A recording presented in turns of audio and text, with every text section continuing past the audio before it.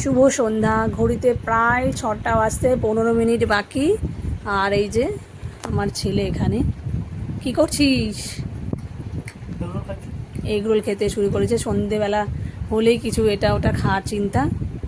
আর দিদা গেছিলো বৈকুণ্ঠপুর মোড়ে, ফোন করে বলল, হ্যাঁ বকে ফোন করে বলল, হ্যাঁ কালকে আনবে না, বলেছে ভেজিটেবিল চপ আনতে, তাই এগরোল এনেছে।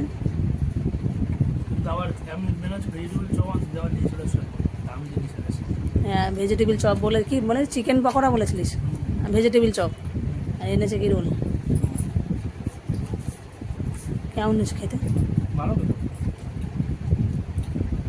খা।